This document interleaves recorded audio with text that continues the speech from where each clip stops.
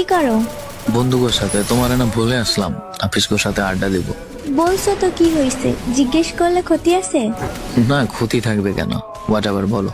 না থাকো, আড্ডা দাও, পরে SMS দিব। ঠিক আছে, টাটা। আচ্ছা টাটা।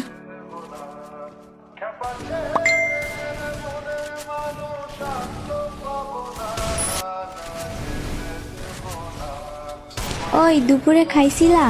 আমি জিজ্ঞেস করতে ভুলে গেছিলাম। হ্যাঁ, খেয়ে তারপর 5 মিনিট রেস্ট করে তারপর আসছি ওগো কাছে। তুমি খাইছো? হ্যাঁ খাইছি। শরীর ভালো আছে তোমার? হ্যাঁ আছে, আলহামদুলিল্লাহ। তুমি সুস্থ তো? হ্যাঁ। আচ্ছা বাই, তোমারে বিরক্ত করি। কাজই বিরক্ত করার, কি আর করবা। বলছে তোমারে। যাই হোক বাই। ওকে। আশিক। আর কি বলা বাকি?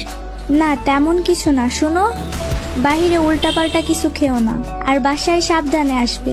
কোনো মেয়ের দিকে তো ভুলেও তাকাবা না। যদি শুনছি তাহলে তো জানোই কি করব। আচ্ছা, কোনো মেয়ের দিকে তাকাবো না। হ্যাঁ, মাথায় যেন থাকে। আর শোনো, সাথে টাকা আছে? বন্ধুদের সাথে যে ঘুরো, টাকা খরচ হইব না? সাথে আছে কিছু, সমস্যা নাই, চিন্তা করতে হবে না ওইটা নিয়ে। আচ্ছা, তোমার বিকাশে 500 টাকা দিই, তুলে নিও। আরে না, প্রয়োজন নেই, টাকা আছে। আচ্ছা, ওটা রেখে দিও। আমার সাথে দেখা করলে তখন আমার ফুচকা ঝালমুড়ি খাওয়াইও।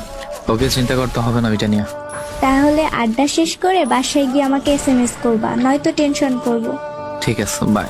আল্লাহ হাফিজ। কেয়ার করার ক্ষেত্রে মেয়েরাই সেরা। স্বার্থহীনভাবে ভালোবাসার ক্ষেত্রে ছেলেদেরকে টপকে যাওয়া সম্ভব নয়। ভালোবাসা সুন্দর যদি একজন আরেকজনকে বুঝতে সক্ষম হয়।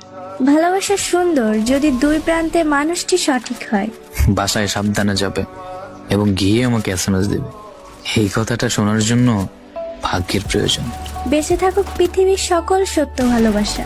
বেঁচে যাক মিথ্যা শহরের মিথ্যা ভালোবাসা।